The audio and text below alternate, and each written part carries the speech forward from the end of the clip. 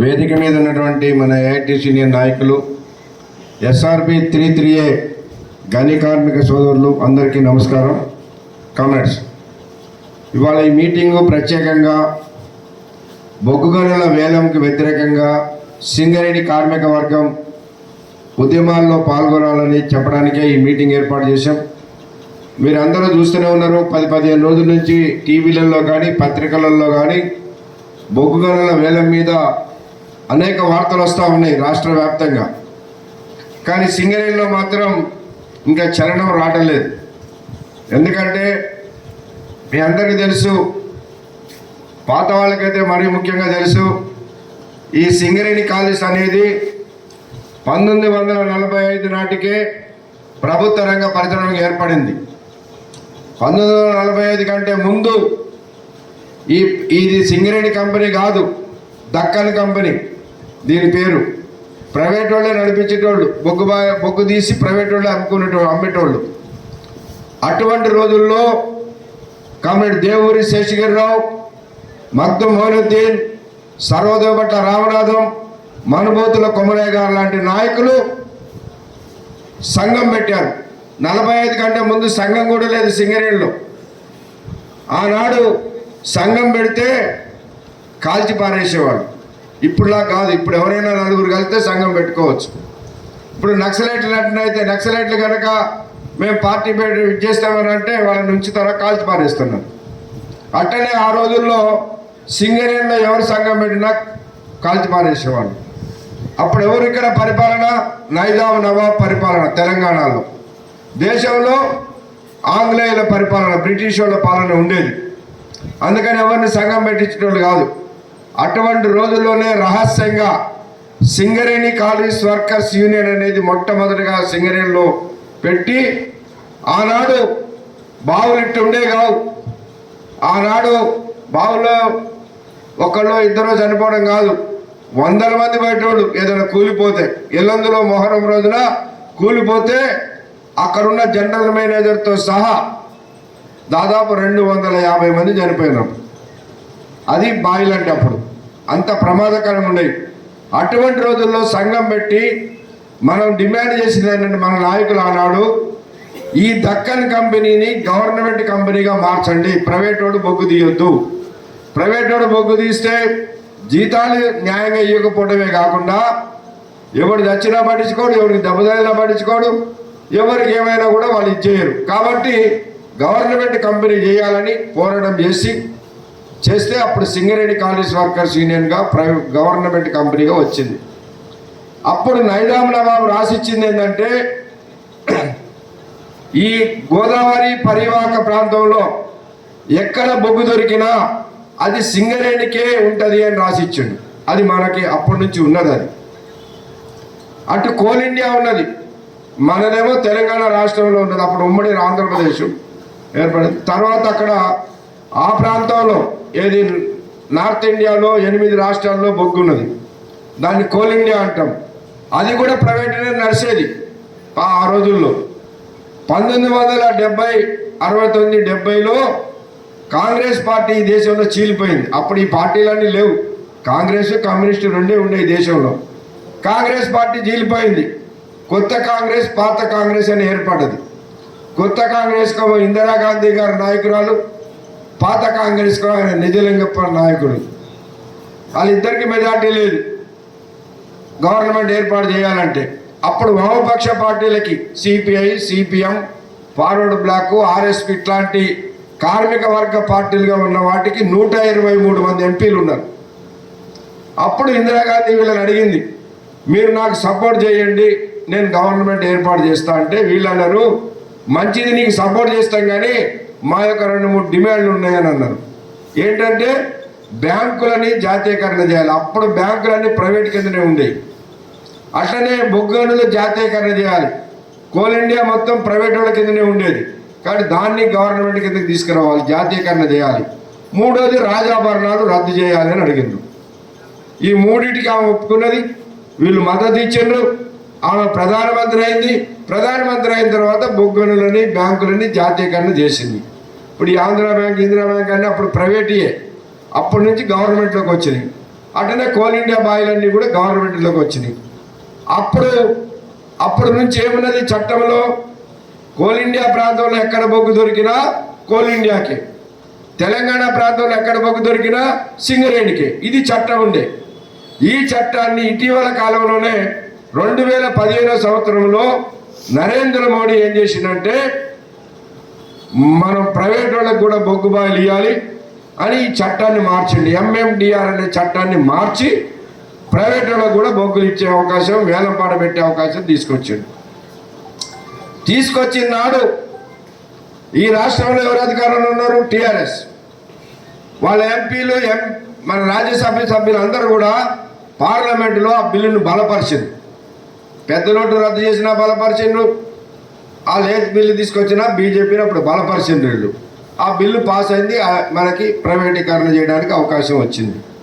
వచ్చిన తర్వాత 2021లో మన తెలంగాణకు సంబంధించిన 4 బాయిల్ని యాలంపాట పెట్టారు. యాలంపాట పెడితే అప్పుడు మన అందరం కలిసి, అప్పుడు గుర్తింపు సంఘం ఉన్న TBGKతో సహా అందరం కలిసి 3 రోజులు సమ్మె చేసినాం. అప్పుడున్న కేసీఆర్ గారు కూడా ఏమన్నాడంటే, ఇవి ప్రైవేట్ వాళ్ళకి ఇవ్వడానికి వీల్లేదు, సింగరేణి వాళ్ళు టెండర్ వేయొద్దు. టెండర్ పారాలు కొనుక్కొచ్చిన సింగరేణి వాళ్ళు అప్పుడు 5 పారాలు కొన్నారు. ఎందుకు? ఈ 4 బాయిలకి ఒరిస్సాలో ఒకదానికి 5కి వేద్దామని టెండర్ పారాలు కొనుక్కొచ్చిండ్రు, ఒక్కొక్కటి 5 లక్షలు పెట్టి. కొనుక్కొస్తే గవర్నమెంట్ ఏమన్నది, మీరు టెండర్ వేయొద్దు, వాడు మనకే అలాట్మెంట్ చేయాలి, వాడు చేసేది తప్పు కాబట్టి మనకి ఇవ్వాలని కేసీఆర్ గారు చెప్పారు. సరే, ఇక మన గవర్నమెంట్ ఆదేశం కాబట్టి వీళ్ళు టెండర్ వేయలేదు, ఊరుకున్నారు. ఏమైంది? యాలంపాట ఆగల. ఒకటే టెండరు ఎల్లందులో పడింది, ఒకటే టెండరు సత్తుపల్లి బాయికి పడ్డది. ఇక ఈ శ్రావణపల్లి బాయికి, మందమారి దగ్గర శ్రావణపల్లి బాయికి, KK6 మందమారి దగ్గర KK6 బాయికి ఎవడేలా, మనమేలా ఎవడేలా. ఎందుకంటే ఈ 2 పెద్ద లాభం వచ్చే బాయిలు కాదు, ఆ 2 బాగా లాభాలు వచ్చే బాయిలు. ఆ 2 బాయిలకి ఎవరు వేసిండ్రు? ఎల్లందు దానికేమో అరవిందో కంపెనీడు వేసిండు, సత్తుపల్లి దానికేమో అవంతిక కంపెనీడు వేసిండు. వారి సింగిల్ టెండర్. చట్టంలో ఏముంటుంది? 1 కంటే 2 టెండర్లు ఎక్కువ పడితేనే అప్పుడు తక్కువ ఉన్నోడికి ఇస్తారు, ఎక్కువ పడినోడికి ఇస్తారు. కానీ అక్కడ ఎవరు వేయలేదు కాబట్టి రెండోసారి ఏం చేసిండు? వాళ్ళిద్దరికీ అలాట్మెంట్ చేసేసిండు. మనం అనుకున్నాం ఆయన టెండర్ వేయొద్దన్నాడు, మనం 3 రోజులు సమ్మె చేసినాం సింగరేణి మొత్తం, ఇక ఆ బాయిలు మనకే వస్తాయి కదా, మనకే అలాట్మెంట్ చేస్తారు కదా అనుకున్నాం. కానీ ఆ 2 బాయిలు పోయినాయి. మంచి లాభాలు వచ్చే బాయిలు ఆ రెండు ఎవరికి పోయినాయి? ఎల్లందుదేమో కోయగూడెం OC3 మన అరవిందో కంపెనీకి పోయింది. ఎవరు అరవిందో కంపెనీడు చెప్పండి? ఇప్పుడు మీరు అందరూ మాకంటే ఎక్కువ చదువుకున్న వాళ్ళు కూడా ఉన్నారు ఇప్పుడు ఇక్కడ. మీరు రోజు టీవీలు చూస్తారు, నెట్లో చూస్తారు. శరత్ చంద్రారెడ్డి ఉన్నాడు, ప్రసాద్ రెడ్డి ఉన్నాడు. వాళ్ళిద్దరు ఎవరు? వాళ్ళు అరవిందో కంపెనీ వాళ్ళు. లిక్కర్ బిజినెస్లో, ఢిల్లీ బిజినెస్లో జైలుకి పోయినోళ్ళు, కవిత గారితో కలిసి ఇద్దరు వాళ్ళు కూడా జైలుకి పోయారు. ఇప్పుడు జైల్లోనే ఉన్నారు వాళ్ళు, ఈమె కూడా.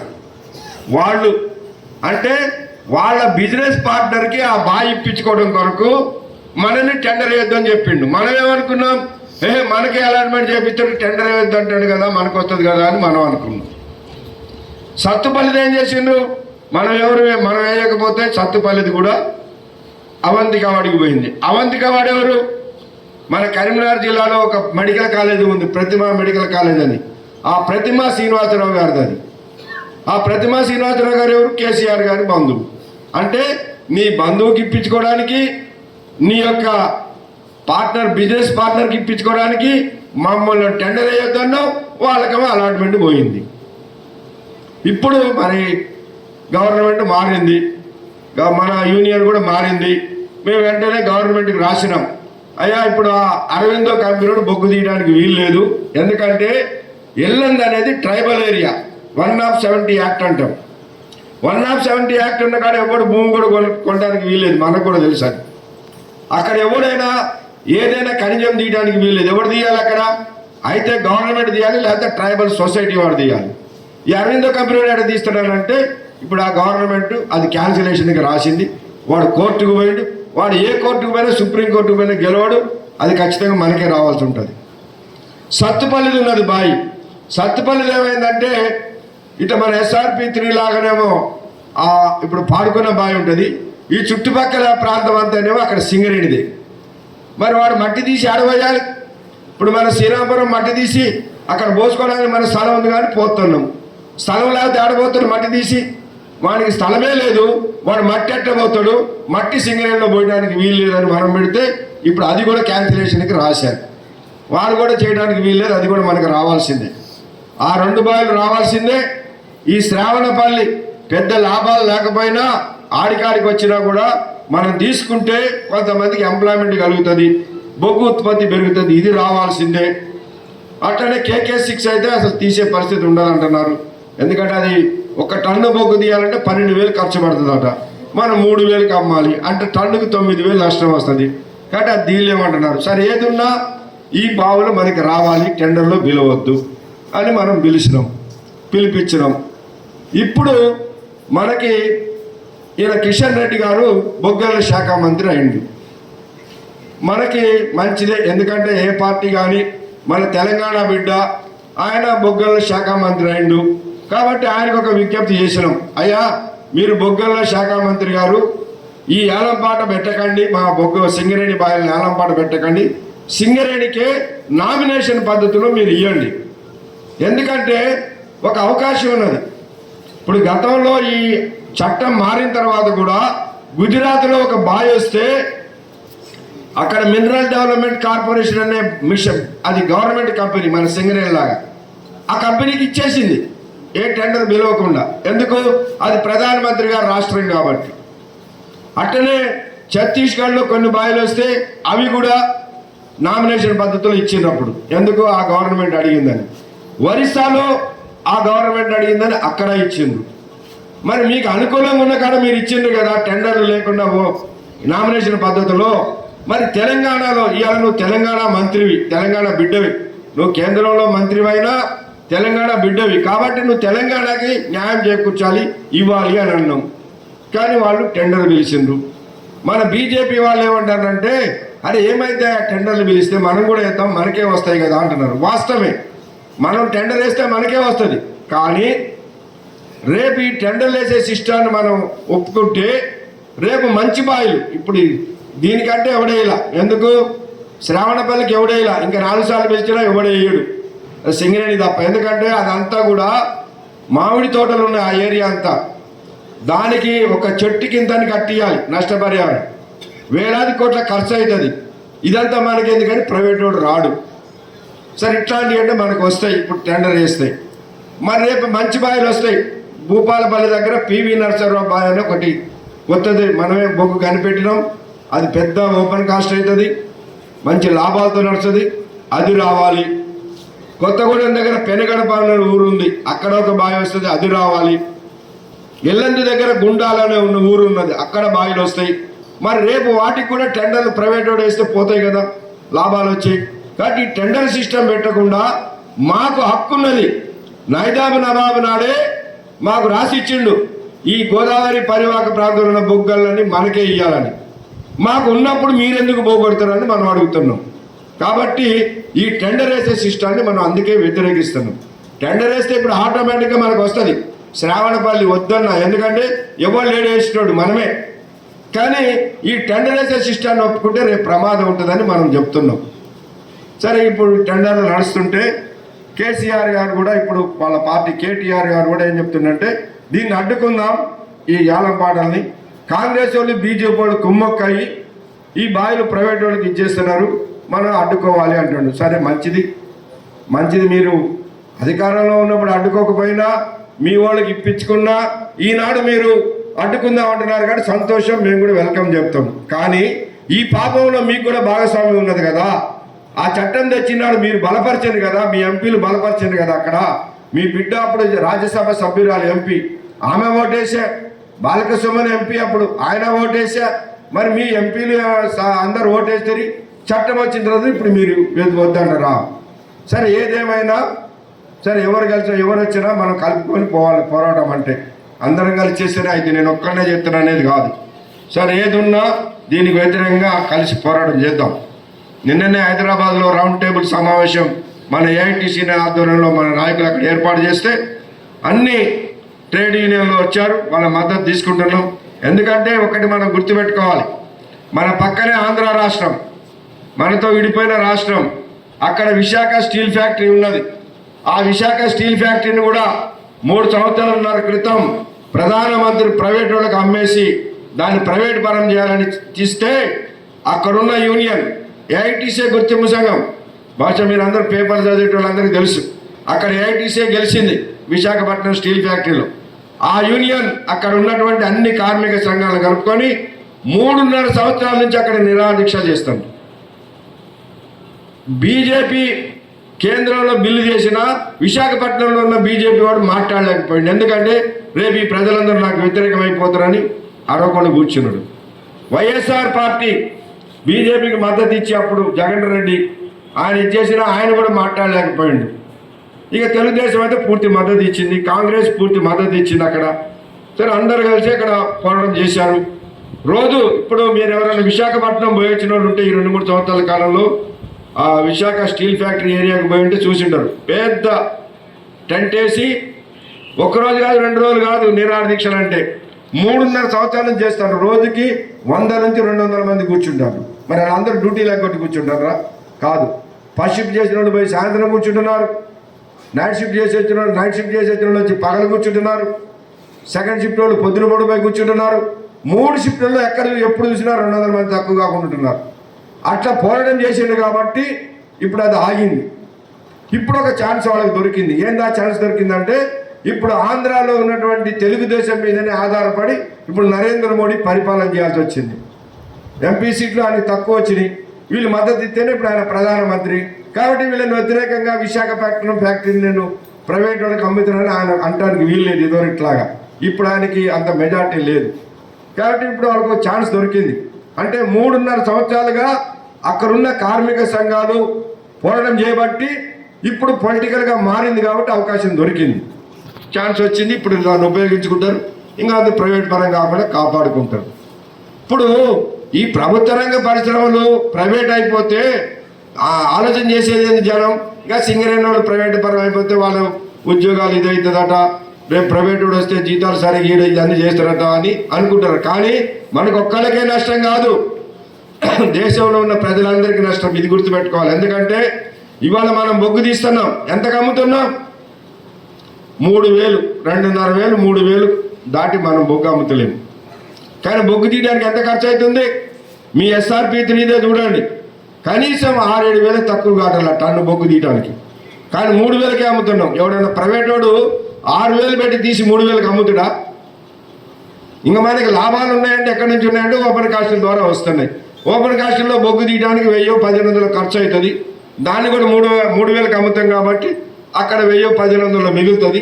ఇక్కడ ఒక 1,000-500 నష్టం జరిగినా, 2,000 నష్టం జరిగినా అది కాంపన్సేట్ అవుతుంది. ప్రైవేట్ వాడు అట్లా చేయడు కదా. ప్రైవేట్ వాడు వాడికి లాభాలే కావాలి.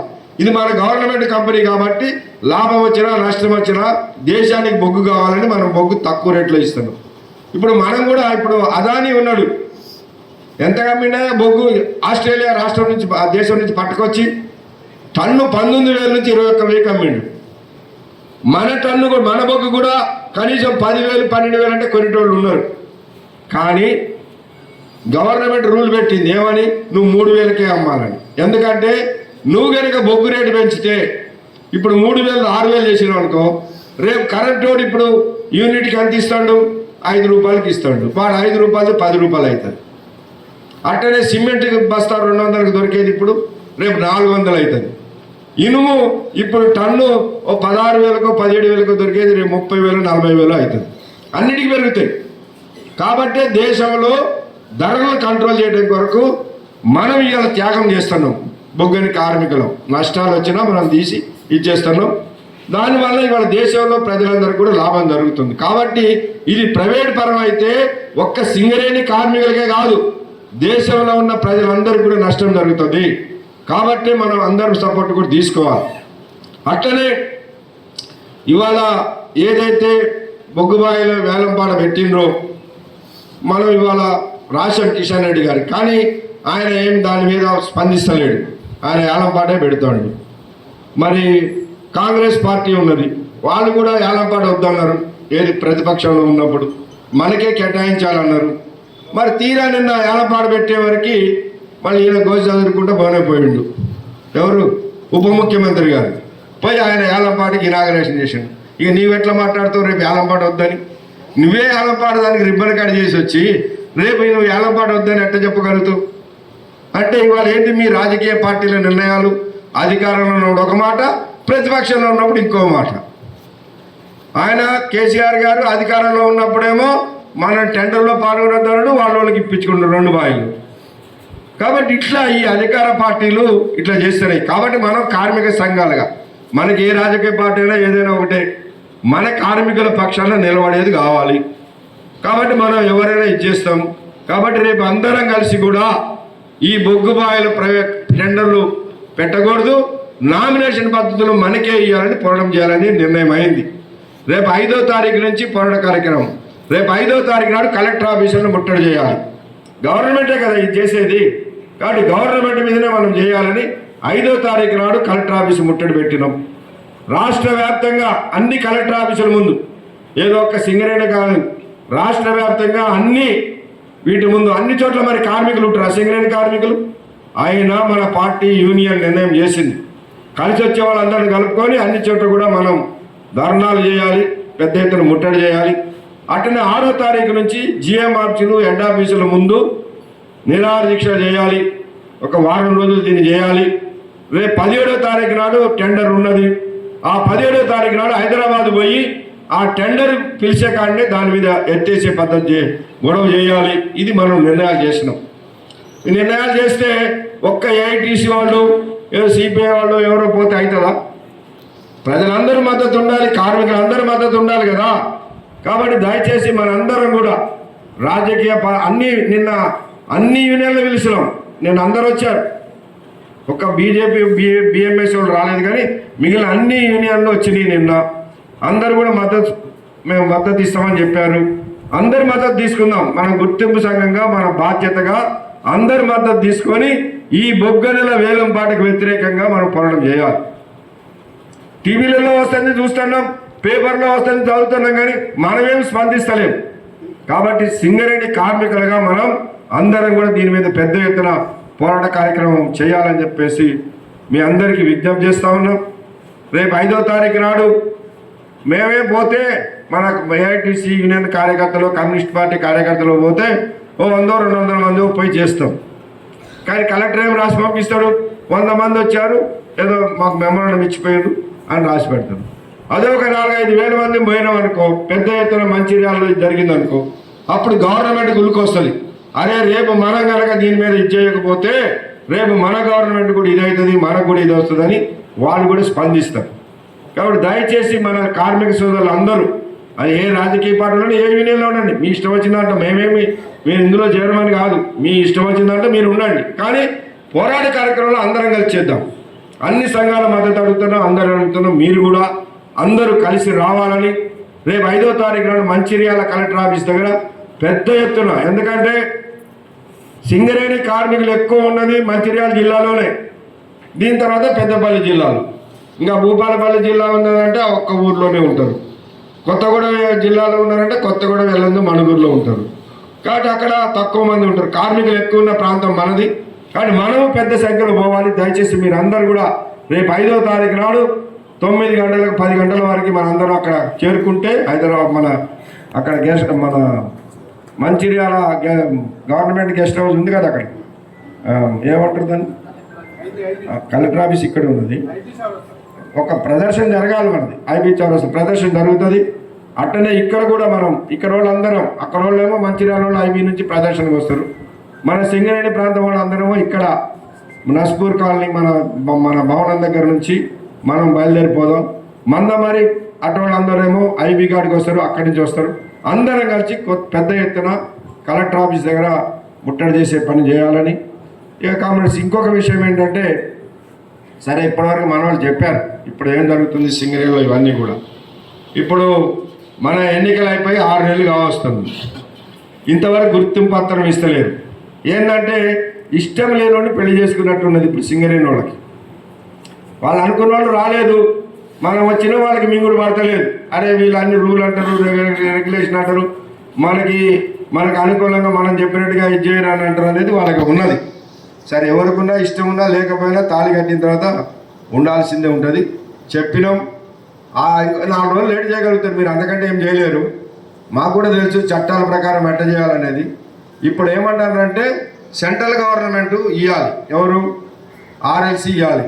వాళ్ళు ఏం చేసిండ్రు, సింగరేణి వాళ్ళకి రాసిండ్రు మీరు ఇచ్చుకోండి అని.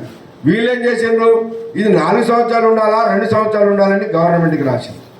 కానీ ఇంతవరకు ఏం చెప్తలేడు. మరి ఏం సంగతే, నువ్వు 2 ఇస్తావో 4 ఇస్తావో ముందైతే మాకి దాన్ని ఎట్లా చూసుకోవాలో మాకు తెలుసు. ఏం గతంలో మరి 4 సంవత్సరాలు 6 సంవత్సరాలైనా మీరు ఎలక్షన్లు పెట్టలేదు కదా. అప్పుడు కొన్ని సంఘాలు 6 సంవత్సరాలు ఎలక్షన్ పెట్టినా పట్టకపోయినా మాట్లాడలేదు. పోయినసారి టీబీసీ కేసు గెలిచినప్పుడు 11 నెలల దాకా అది ఇవ్వకపోయినా మాట్లాడలే. ఇప్పుడు మాత్రం స్టేట్మెంట్లు ఇస్తాను. మా తమ్ముళ్ళే వాళ్ళు ఏంటంటే పాలిపగ అనమాట వాళ్ళకి. ఇప్పుడు అందరికంటే ఎక్కువ పగ ఎవరికి ఉంటుందంటే అన్నదమ్ముల మధ్యలో కొట్లాడొస్తే వాళ్ళకే ఎక్కువ ఉంటుంది. మనం పల్లెటూరులో చూడవా, ఎవడన్నా ఏమన్నా కానీ ఈడైతే కాకూడదు, ఈ తమ్ముడు అన్నవాడు ఇది కావాలనే ఉంటుంది. అందుకని పాలిపగ ఉన్నది. సరే ఏదున్నా సోదరులకు కూడా చెప్తున్నాం, మాకేం అభ్యంతరం లేదు. ఇవ్వాలి ఇచ్చినా తీసుకోవడానికి సిద్ధం ఉన్నాం. నువ్వు 2 ఇచ్చినా తీసుకోవడానికి సిద్ధం ఉన్నావు, 4 ఇచ్చినా తీసుకోవడానికి సిద్ధం ఉన్నావు. 2 ఇస్తే ఎట్ట చేయాలో చట్ట ప్రకారం మాకు తెలుసు, మేము చేసుకుంటాం దాన్ని. కాబట్టి దీన్ని మనం ఇది చేయాలని కోరుతా ఉన్నాం. అట్లనే కొన్ని సమస్యలు ఉన్నాయి. సమస్యలు చాలా పెండింగ్ ఉన్నాయి. స్ట్రక్చర్ మీటింగ్ జరిగితే పోయినసారి ఎందుకు వాళ్ళు ఫెయిల్ అయ్యారు? 3.5-4 సంవత్సరాలు స్ట్రక్చర్ మీటింగే లేదు అసలు. స్ట్రక్చర్ మీటింగ్ లేకపోతే ఎక్కడ మన పరిష్కారం అయ్యేది? చైర్మన్ లెవెల్లో స్ట్రక్చర్ మీటింగ్ ఉండాలి, డైరెక్టర్ పా లెవెల్లో స్ట్రక్చర్ మీటింగ్ ఉండాలి. దానిలో కొన్ని డిమాండ్లు పెడతాం. సరే అని పెట్టినే ఒప్పుకోకపోవచ్చు, కొన్ని ఒప్పుకుంటారు, కొన్ని ఒప్పుకోకపోరు. దానిలో కదా మాట్లాడాల్సింది. ఇప్పుడు మన ఇన్కమ్ ట్యాక్స్ సమస్య ఉన్నది. ఇన్కమ్ ట్యాక్స్ సమస్య కోల్ ఇండియా కార్మికులకు ఇస్తావు, సింగరేణి ఆఫీసర్లకు ఇస్తావు. అది పెరక్స్ అలవెన్సుల మీద ఇన్కమ్ ట్యాక్స్ నువ్వు కట్టిస్తావు, సింగరేణి కార్మికులకు ఎందుకు కట్టియవు? ఇది అడగాలంటే ఎక్కడ అడగాలి? స్ట్రక్చర్ మీటింగ్లో పెట్టాలి. దాని మీద మనం ఇది చేసుకోవాలి. అక్కడే సొంత ఇంటి పథకం కావాలి. ఒక 250 గజాల స్థలం ఇయ్యి, మేము ఇల్లు కట్టుకోవడానికి లోన్ ఇప్పించు, మేము కట్టుకుంటాం, వడ్డీ నువ్వు కట్టు, మేము సొంత ఇళ్ళు అయిపోతాయి అందరికీ. దాని మీద చేయమంటున్నాం. ఇట్లాంటివి జరగాలంటే స్ట్రక్చర్ మీటింగ్లోనే జరగాలి. చిన్నగా అంటావా? ఇప్పుడు ఎస్డిఎల్సీ లేవు. ఎస్డిఎల్సీ కొనక ఎన్ని సంవత్సరాలు అయింది? మనం ఉన్నప్పుడు కొన్నాడు 10 సంవత్సరాల క్రితం. మళ్ళీ ఈ మధ్యకాలంలో అసలు కొనలేదు. ఆ పాత ఆడినే ఇక తెగిపోయిన ఆడిని ముడులు పెట్టినట్టు పెడతా ఉన్నారు. కానీ ఎంత కష్టమవుతుందో అది ప్రొడక్షన్ వస్తుందా? పాప పిట్టర్లు అయితే ఇదేం పని, పాత ఆడిని రిపేర్ చేయలేక మేము చచ్చిపోతున్నాం. ఈ పిట్టర్ పని కంటే జనరల్ మజూర్ పని ఆగింది పోతామని అనేవాళ్ళు కూడా పాపం ఉన్నారు. కష్టమైనది వాళ్ళకి, అంత పని జరుగుతుంది. కాబట్టి మరి ఇవన్నీ కొత్త మిషన్లు రావాలంటే ఇంతకాలం వీళ్ళు అడగలేదు, వాళ్ళు చేయలేదు. ఇప్పుడు మనం దాన్ని రాగానే మాట్లాడినాం. ఇప్పుడు కొత్త ఎస్డిఎల్స్ వస్తున్నాయి. ఎస్డిఎల్ ఆపరేటర్లో కూడా ప్రమోషన్ నీకు ఎన్ని సంవత్సరాలు అవుతుందని ఒక్కొక్కరు 6-7 సంవత్సరాల నుంచి యాక్టింగ్ చేస్తున్నారు ఎస్డిఎల్స్ మీద. ప్రమోషన్స్ లేవు. రేపు సెప్టెంబర్ నెలలో అవి కూడా ప్రమోషన్లు ఇస్తామని మేనేజ్మెంట్ ఒప్పుకున్నారు. అవి కూడా వస్తాయి. సరే ఇట్లాంటివి మాట్లాడుతున్నాం. ఇప్పుడు సిబిఎస్ సిలబస్ ఉన్నది స్కూళ్ళల్లో, మనం స్కూళ్ళల్లో పెట్టమంటున్నాం. పెడితే మన పిల్లలు మన స్కూళ్ళల్లో చదువుతారు. మన స్కూల్ బాగుంటే బయటకు ఎందుకు పంపించాలి? వరంగల్ తీసేపోయి, కరీంనగర్ తీసేపోయి, ₹1,00,000 పెట్టి ఎందుకు చేర్పియాలి? అక్కడ చిన్న పిల్లగాళ్ళని తీసేపోయి మన స్కూళ్ళు బాగుంటే ఇక్కడే చదువుతారు. ఒకప్పుడు ఉండే కదా. ఈ మధ్యకాలంలో ఆ స్కూళ్ళలో మనం చదువుతలేము, బాగలేమని పిల్లలు పంపిస్తలేము. 190 మంది లెక్క తీస్తే కంపెనీ 190 మంది బయట వాళ్ళే ఉన్నారు. ఇట్లా బయట వాళ్ళు ఉన్నారు, వాళ్ళ కొరకు మేము పెట్టాలా కన్సల్ట్ ఏమన్నాం? నువ్వు స్కూల్ బాగా చేస్తే వాళ్ళు వస్తారు. నువ్వు స్కూల్ జరగొట్టిన తర్వాత బయటికి పోతానంటే పోకేం చేస్తారు? ఇక నీ పైసలు దీని కొరకు చూసుకొని పిల్లగాళ్ళని జరగొట్టుకుంటారా? ఇవాళ మనకి 60-70 వేలు జీతం వస్తుంది. మన పిల్లగాళ్ళు రేపు మంచిగా చదువుకుంటే మనకంటే మంచి ఉద్యోగం చేస్తారని ఆశ ఉంటుంది ఎవరికైనా. మనం కష్టపడేందుకు మన కుటుంబం రేపు మంచిగా ఉండాలనే కదా. మరి ఆ స్కూల్ మంచిగా పెట్టాలంటే ఇప్పుడు ఆ సిబిఎస్ సిలబస్ ఒప్పుకున్నారు. దాన్ని సెంట్రల్ గవర్నమెంట్కి రాసిండు, పర్మిషన్ వస్తుంది 4-5 నెలల్లో. వచ్చే సంవత్సరం మార్చి నెల నుంచి మన సింగరేణి స్కూళ్ళలో ఆ సిబిఎస్ సిలబస్ పెడతారు. స్కూల్ టీచర్స్ని కూడా స్పెషల్ ట్రైనింగ్ ఇప్పించి మంచి స్కూల్స్గా దిద్దాలన్నాం. దాన్ని కూడా ఇది చేస్తూ ఉన్నాం. ఇట్లా కొన్ని ప్రమోషన్లు ఉన్నాయి. ఇప్పుడు మనకి చదువుకున్నటువంటి వాళ్ళకి దగ్గర మనకి 600-700 క్లర్కల్ పోస్టులు ఉండే. అప్పుడు ఉంటే మేము చెప్పినాం, అరే 600-700 మంది పోస్టులు ఉన్నాయా? డిగ్రీలు చదువుకున్న వాళ్ళు, పీజీలు చేసిన వాళ్ళు, బీటెక్లు, ఎంటెక్లు చదివిన వాళ్ళు ఇప్పుడు వచ్చిండ్రు. ఒకప్పుడు అంటే చదవలేదు పెద్ద కార్మికులు. ఇప్పుడు మంచిగా చదువుకున్నారు, వాళ్ళకి ఇవ్వాలని అంటే వీళ్ళకి ఇవ్వకుండా ప్రైవేట్ వాళ్ళకి బయట నుంచి తీసుకొచ్చింది. ఎందుకు? ఇప్పుడు ఈ చదువుకున్న ఆయనకి ఇవాళ రేపు క్లరికల్ పోస్ట్కి పోతే ఆయన ఎవరు లీడర్కో ఆఫీసర్కో పెడితే ఒక 50,000 పెడతారు, 1,00,000 పెడతారు. అదే బయట ఉద్యోగం లేని వాళ్ళు అయితే 20-25 లక్షలు 30 లక్షలు పెట్టించిన వాళ్ళు కూడా ఉన్నారు దాంట్లో. అట్లా కుంభకోణం చేసి కోట్ల రూపాయల కుంభకోణం చేసి బయట నుంచి తీసుకొచ్చారు. ఇప్పుడు మనోళ్ళని తీసుకోవాలంటే ఒప్పుకున్నారు. ఇప్పుడు 365 పోస్టులు మనకి ఇప్పుడు ఇచ్చారు. మీరు కూడా అప్లై చేసి ఉంటారు. ఈ ఎలక్షన్లు చేయబట్టి పోస్ట్ పోన్ అయింది. ఈ జూలై ఆఖరి వరకు కానీ రేపు ఆగస్టు వరకు కానీ ఎగ్జామ్ జరుగుతాయి. ఖచ్చితంగా నిష్పక్షపాతంగా మీరు చదువుకున్నటువంటి వాళ్ళే సెలెక్ట్ అవుతారు. కాంపిటీషన్ బాగుంటుంది. ఎందుకంటే దాదాపు 4-5 వేల మంది అప్లై చేశారు. ఉన్న పోస్టులు 365. మీలో ఎవరు బాగా చేస్తే వాళ్ళకే వస్తుంది. కాబట్టి దాన్ని చేయాలి. ఈపీ ఆపరేటర్లు అన్నాం, అది కూడా ఇచ్చారు 100 మందికి. ఇప్పుడు ఆ పోస్టులు కూడా అయిపోయింది. ఎలక్ట్రీషియన్ ఫిట్టర్లు ఉన్నాయి ఐటీఐ చేసిన వాళ్ళకి, అవి ఇప్పుడు పిలిపించారు 200 మంది. మైనింగ్ డిప్లొమా చేసిన వాళ్ళు ఉన్నారు, వాళ్ళకి పిలిపించారు 200 వేకెన్సీస్ అయి ఉన్నాయి. BTech mining, BTech civil, BTech mechanical ఇవన్నీ చేసిన వాళ్ళు ఉన్నారు, వాళ్ళని తీసుకోవాలంటే అవి కూడా పిలిపించారు. అవి కూడా అప్లై చేశారు. ఇప్పుడు వాళ్ళు మనోళ్ళు 2-3 నెలల్లో అన్నీ అయిపోతాయి ఎగ్జామ్స్. ఈ ఎగ్జామ్స్ అన్నీ కూడా నిన్న మీరు ఈ పిల్లల్ని అడగండి, ఎవరు ఈపీ ఆపరేటర్ ఎగ్జామ్ పోయినోడికి ఏమైనా పైరవి నడిచిందా? గతంలో అన్ని పైరవలతో జరిగేది. ఏం పైరవీలు లేకుండా ఎవరు మంచిగా బండి పెట్టగలుగుతారో వాళ్ళకే వచ్చింది, ఎవరు ఎగ్జామ్ రాగలుగుతారో వాళ్ళకే వచ్చింది. మీరు అడగండి ఎవరైనా ఏమైనా పైరవి నడిచిందంటే చెప్పండి. అట్లా రేపు ఈ ఎగ్జామ్స్లో కూడా నడవు. ఖచ్చితంగా ఇప్పుడు మంచిగా జరుగుతుంది. దగ్గర 970 మందికి చదువుకున్న వాళ్ళకి ఏ పోస్టులు అయితే ఈ 3-4 నెలల లోపల పూర్తి అవుతాయి. దాని తర్వాత ఎస్ఎన్పిసిలో కూడా ఉన్నాయి. ఇప్పుడు మన ఎస్ఎన్పిసి వాళ్ళు వచ్చింది. ఇప్పుడు ఈ ఫోటోలు తీసిండ్రు, వీళ్ళంతా ప్రైవేట్ వాళ్ళు. మేమంటున్నాం వీళ్ళెందుకయ్యా, మా పిల్లలు ఉన్నారు చదువుకున్న వాళ్ళు, నువ్వు రన్నింగ్ పెడతావా, ఏం ఎగ్జామ్ పెడతావా పెట్టు, వాళ్ళని సెలెక్ట్ చేసుకోవాలంటున్నాం. మనం ఉన్నప్పుడు 850 మందికి ఎస్ఎన్పిసి పోస్టులు ఇప్పించాము. ఇప్పుడున్న సెక్యూరిటీ గార్డులు అందరూ పర్మనెంట్ వాళ్ళు అందరూ అప్పుడు మనం చేసిందే. ఈ 10 సంవత్సరాల నుంచి ఒక్కరిని కూడా తీసుకోవాలి. ఇప్పుడు తీసుకోవాలంటున్నాం, దాని మీద కూడా ఇప్పించాలి. 500-600కి వేకెన్సీస్ ఉంటాయి. దగ్గర 500-600 మంది చదువుకున్న వాళ్ళకి ఆ పోస్టులు కూడా. ఇప్పుడు చదువుకున్న వాళ్ళు సగం మంది అట్లా పోవచ్చు. అట్లనే ఇంతకుముందు ప్రమోషన్ తీసుకోవడానికి ఎవరు ముందుకు రావట్లా. ఎందుకు? అరే ప్రమోషన్ తీసుకుంటే నేను ఈ బాయిలో కోల్కటానే ఉండిపోవాలి, టిమ్మరింగ్నే ఉండిపోవాలి. అదే తీసుకోకుండా జనరల్ మధురుగా ఉంటే రేపు నేను సర్పంచ్ జనరల్ మధురుగా పోవచ్చు అని ఆ పిల్లలు ఆశపడ్డారు. అందుకని వాళ్ళు తీసుకోలేదు. మేము చెప్పినాం అందుకే తీసుకుంటలేరాయా, మీరు అందరికీ ఇవ్వండి అవకాశం. ఒకప్పుడు లేదా మనం ఉన్నప్పుడు సర్పంచ్ జనరల్ మధురు పడ్డదంటే కోల్కటర్ పెట్టుకోవచ్చు, టిమ్మరింగ్ పెట్టుకోవచ్చు, ఎవరైనా పెట్టుకోవచ్చు, చేతకాని వాళ్ళు ఎవరైనా. కాకపోతే సీనియర్లకు ఏంటంటే మనం అప్లై చేసుకుంటాం కాబట్టి బేస్కి తగ్గుద్దని పోకపోవచ్చు.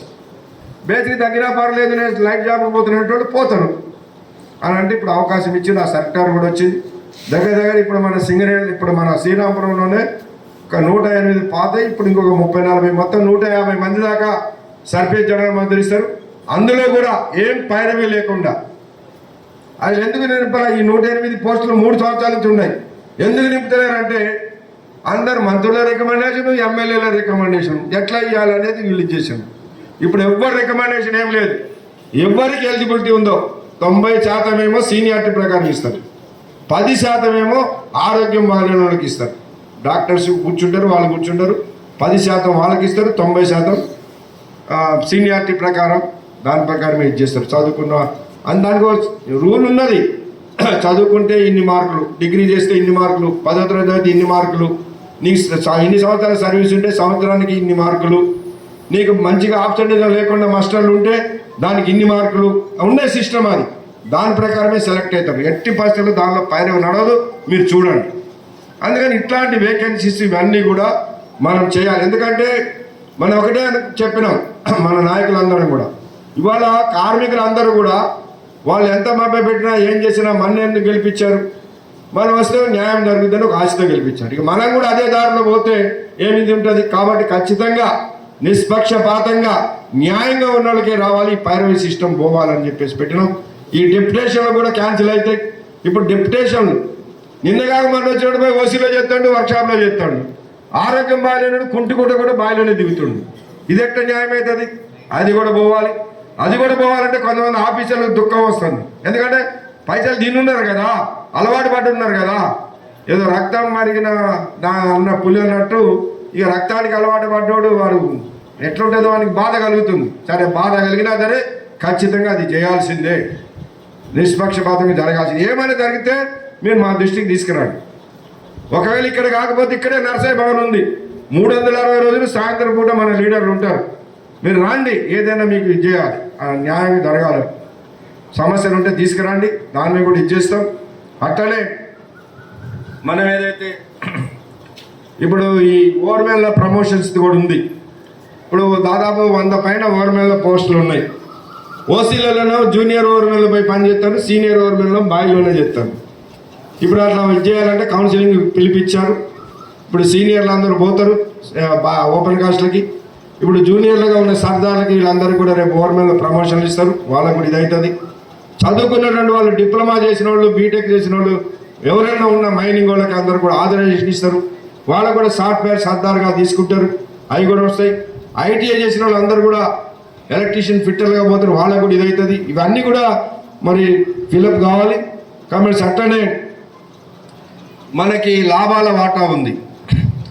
లాభాల వాటా మనకి పోయిన సంవత్సరం కంటే ఈ సంవత్సరం లాభాలు ఎక్కువ వచ్చింది. లాభాల వాటా గురించి కూడా అడిగినాం. మరి తొందరగా ఇచ్చేయాలి. గతంలో మనం ఉన్నప్పుడు జూలై నెలలో ఇచ్చేటోళ్ళు, ఎందుకంటే కాలేజీలు ఓపెన్ అయ్యేది అంతా జూన్ జూలై నెలల్లోనే కాబట్టి ఖర్చులు కూడా అప్పుడే వస్తాయి. అప్పుడు ఈ మట్టి ఇచ్చేటోళ్ళు. తర్వాత టీఆర్ఎస్ గవర్నమెంట్ వచ్చినది ఏం చేసిందంటే దాన్ని దసరాకి పట్టకపోయింది, దసరాకి ఇస్తున్నారు. మరి ఇప్పుడు జూలైలో చేయాలంటే మొన్న లెక్కలు చేశారు. రేపు ఒక 15-20 తారీఖు వరకు లెక్కలు అయిపోద్దట. జూలైలో లెక్కలు అయిపోకుండా లాభాలు ఎంత వచ్చినాయి వస్తాయి, అది గవర్నమెంట్కి పంపిస్తారు. ఆ ముఖ్యమంత్రి గారు ప్రకటన చేస్తారు. ఏ ముఖ్యమంత్రి ఉన్నా దాన్ని ప్రకటన చేయాలి, ఆయన ద్వారానే ప్రకటన ఇప్పిస్తారు ఎంత పర్సెంటేజ్ చేయాలనేది. ఇప్పటికి 32% మనకు వస్తుంది. 10%తో ఒప్పందం అయింది. కార్మికుల పోరాటాలతోటే వచ్చింది, ఇదేమో పైరవిలతో రాలా. ఆనాడు కార్మిక వర్గం దాదాపు 17 రోజులు సమ్మె చేసినప్పుడు పుట్టిన హక్కు అది. కేఎల్ మహేందర్ గారు ఆనాడు మేనేజ్మెంట్తో మాట్లాడి లాభాల వాటా అనేది సాధించింది. ఆ 10%ది ఏ ముఖ్యమంత్రి వచ్చినా 1-2 పెంచుకుంటా ఇప్పుడు 32 కాడికి వచ్చినాం. ఇప్పుడు 35%, 3% మీరు పెంచండి. కొత్తగా ముఖ్యమంత్రిగా వచ్చిండు ఒక వైఎస్ రాజశేఖర రెడ్డి, ఒకసారి దాన్ని 3% పెంచిండు. ఇంకా ఏ ముఖ్యమంత్రి ఉన్నా, ఆయన చంద్రబాబు నాయుడు అయినా, కేసీఆర్ అయినా, రోషయ్య అయినా, కిరణ్ కుమార్ రెడ్డి అయినా 1-2 పెంచుకుంటూ పోయిండ్రు. 32 కాడికి వచ్చినాం. 30 చేయమంటున్నాం. ఆ 35%ది రేపు తొందరగా మీరు ప్రకటిస్తే ఈ జూలై నెలలో ఇస్తే కార్మికుల పిల్లలకు ఉపయోగపడుతుందని చెప్తున్నాం. లాభాల వాటా తీసుకోవాలి. అట్లనే దాంతోపాటు మనకి మెడికల్ కాలేజీలో సీట్లు, మెరిట్ స్కాలర్షిప్ మనకు ఒప్పందం ఒకటి ఉన్నది సింగరేణిలో దాదాపు 15-20 సంవత్సరాల నుంచి. ఏమని ఉన్నదంటే 57 మందికి సింగరేణి మొత్తంలో మెరిట్ ఎవరికి వస్తే పిల్లలకి వాళ్ళకి ఎవరికైనా రానిది, కార్మికుడు కావచ్చు, ఉద్యోగి కావచ్చు, ఆఫీసర్ కావచ్చు, ఎవరికి మెరిట్ వస్తే పిల్లలకు వాళ్ళకి 57 సీట్లు ఇవ్వాలని ఉంది. దానికి ఏం చెప్పినట్టే 2000 దానికంటే లోపల ఉంటే, ఏది మన ఎంసెట్ రాసిన వాళ్ళకి కానీ ఇది రాసిన వాళ్ళకి 2000 ర్యాంక్ కంటే కింద ఉంటే ఉండాలని ఉంది. ఇప్పుడు నీటు ఇవన్నీ వచ్చిన తర్వాత 8000, 6000 వచ్చినా కూడా వాళ్ళకి మంచి కాలేజీలలో సీట్ వస్తుంది మెరిట్లో. వాళ్ళకి ఇస్తలేరు, ఎందుకు? నీకు 2000 దాటిపోయింది కదా అని. మరి 57 మంది ఫిలప్ అవుతున్నారు అంటే లేదు. లెక్క తీస్తే పైన సంవత్సరం 13 మందికే ఇచ్చారు సింగరేణి మొత్తంలో మెరిట్ స్కాలర్షిప్. 57 మందికి ఇవ్వాల్సిందే. అది 2000, 8000 అది లెక్క కాదు. మెరిట్ ప్రకారం మీరు 57 మందికి ఇవ్వాలంటే ఈ సంవత్సరం లెక్కలు తీస్తున్నారు. మీ పిల్లలకి ఎవరికైనా మెరిట్ ద్వారా వచ్చింటే అప్లై చేయండి, మెరిట్ స్కాలర్షిప్ వస్తుంది. అట్లనే మెడికల్ కాలేజ్ ఉంది మన రామగుండంలో గవర్నమెంట్ది, దానికి మనం 500 కోట్లు ఇచ్చినాం. అప్పుడే మనం వ్యతిరేకించినాం. ఇదేందా గవర్నమెంట్ కాలేజీకి మనం ఇచ్చుడేంది? ఆ 500 కోట్లు పెట్టి మనమే పెట్టుకుంటే మనకే సీట్లు అన్నీ వస్తాయి కదా, మరి సగం సీట్లు మనకు వస్తాయి. ఎవరైనా ఇప్పుడు ప్రతిభ మెడికల్ కాలేజీ ఉన్నది, 50 సీట్లు ప్రతిభ వాడుకుంటాయి, 50 సీట్లు గవర్నమెంట్ రిజర్వేషన్ ప్రకారం వాడు మెరిట్ వాళ్ళకి ఇస్తాడు. మరి ఆ టీఆర్ కదా అని మనం గొడవ చేస్తే హరీష్ రావు గారు పోయిన సంవత్సరం ఒక ప్రకటన చేసిండు, సింగరేణి వాళ్ళకి 7 సీట్లు ఇస్తామన్నాడు. అది అన్యాయమే. 7 అంటాం. 7 అనగానే మన వాళ్ళు నీళ్లు పోసిండు, పాలు పోసిండు, ఏదో చేసిండు, అయిపోయింది. సరే, ఆ 7 రావాలి కదా. పోయిన సంవత్సరం 7 ఎవరికి ఇచ్చినారంటే మెరిట్లో వచ్చిన వాళ్ళనే పక్కన తండ్రి పేరు రాసి సింగరేణి ఉద్యోగం రాసి ఆ పేర్లు తీసి 7 పంపించింది. కానీ మెరిట్లో వచ్చేదే నువ్వు ఇచ్చేదే ఉన్నది. దానికి మెరిట్లో రాకుండా మెరిట్లో వచ్చేది అయిపోయిన తర్వాత మా సింగరేణి నుంచి 7 నువ్వు ఇవ్వాలి. ఆ 7గురిలో ఒక 100 మంది అప్లై చేసిండు అనుకో, ఎక్కువ ఎవరికి వచ్చిందో వాళ్ళకి ఆ 7 అట్లా ఇవ్వాలంటే మొన్న డైరెక్టర్ దాన్ని కూడా రాసి పంపించిండు. మేము అడిగిన ఆ డైరెక్టర్ పోయిన అంతకుముందు ఎన్నికల కోడ్ ఉందని ఆపిండ్రు. ఎన్నికల కోడ్ అయిపోయింది కదా, ఇప్పుడు ఎందుకు ఇయ్యారంటే ఆయన అంటే డైరెక్టర్, అరే మీరు ఏదొచ్చి మాట్లాడినా వింటున్నాం కదండి, మీరు చెప్పిన మేము పరిష్కారం చేస్తున్నాం కదా, న్యాయంగా ఉన్నాయని చేస్తూనే ఉన్నాం కదా, మేము సర్కులర్లు ఇస్తూనే ఉన్నాం కదా అంటాడు. మేము అన్నాం ఏమొచ్చి మాట్లాడు పైరేకార్ సిస్టమ్ కాదు, మాకు మీరు గుర్తింపు సంఘం ఇస్తే అఫీషియల్గా మీటింగ్ జరగాలి. డైరెక్టర్ దగ్గరైనా, చైర్మన్ దగ్గరైనా, జిఎం దగ్గరైనా. జిఎం దగ్గర 7గురితోటి కమిటీ ఉంటుంది, అది జరపాలి. బాయ్ మీద మేనేజర్కి మైన్ కమిటీ ఉంటుంది, అది జరపాలి. ఇవి అఫీషియల్గా జరిగితే అందులో ఏమైనా రాస్తే అదేమైనా న్యాయం జరుగుతుంది. కానీ మేము వచ్చి ఇది చేయండి అది చేయండి అంటే మీరు చేస్తే అది అయిపోయినట్ట, మాకు అది వెంటనే పత్రం ఇవ్వాల్సింది అంటున్నాం. సరే దాని మీద నడుస్తుంది. సరే అది ఏదన్నా మేము దాన్ని ఎట్ట చేయాలో రేపు 8వ తారీఖు నాడు ఢిల్లీ పోతున్నాం, చీఫ్ లేబర్ కమిషనర్ దగ్గరికి పోతాం. మరి గతంలో ఎట్లా ఇచ్చిండ్రు, ఇప్పుడు ఎందుకు ఇది చేస్తున్నాం అనేది కూడా మాట్లాడతాం. సరే ఏదేమైనా దాన్ని తొందరగా తేల్చేసుకోవడానికి మేము కూడా ప్రయత్నం చేస్తున్నాం. ఇక ఇవ్వకపోతే ఏం చేయాలో మేము తెలుసు, మా మంత్రం ప్రకారం చేస్తాం, దాని మీద కూడా ఆందోళన చేస్తాం. ఇక దీని మాత్రం ఇప్పుడు మన ముందు తక్షణంగా ఉన్న సమస్య ఏంటంటే బొగ్గుబాయిల వేలంపాటను నిలిపివేయాలి. తెలంగాణ ప్రాంతంలో ఉన్న బావులని నామినేషన్ పద్ధతిలో సింగరేణికే కేటాయించాలని ఇవాళ అన్ని కార్మిక సంఘాలను కూడా కలుపుకొని మేము పోవడానికి సిద్ధం ఉన్నాం. రేపు 5వ తారీఖు నాడు అందరిని కూడా రమ్మన్నాం. నిన్ననే హైదరాబాద్లో రౌండ్ టేబుల్ సమావేశంలో నిర్ణయం చేసిండ్రు. కాబట్టి దయచేసి మీరు అందరూ కూడా సరే సెకండ్ వాళ్ళకి, నైట్ వాళ్ళకి, మన బస్తీలలో కూడా చెప్పుకొని ఒక పెద్ద ఎత్తున ఒక ఉద్యమం లాగా రావాలి. మీరు అనుకోవచ్చు మనం చేస్తే ఆగుద్దా అని. మనం చేస్తే తెలంగాణ రాష్ట్రమే వచ్చింది. తెలంగాణ 40 రోజులు స్ట్రైక్ చేసినాం, తెలంగాణ వచ్చిందాక చేసినాం. ఏమో ఆశ వస్తుందని చేసినాం, మనకన్నా జీతం పెరుగుద్దనా లేదా బోనస్ వస్తుందన్నా. తెలంగాణ రాష్ట్రం రావాలని చేసినాం, అందరం కలిసినాం. అప్పుడు ఈ పార్టీ ఆ పార్టీ అని లేదు. కాబట్టి ఇప్పుడు కూడా ఈ బొగ్గుబాయిల వేలంపాట విషయంలో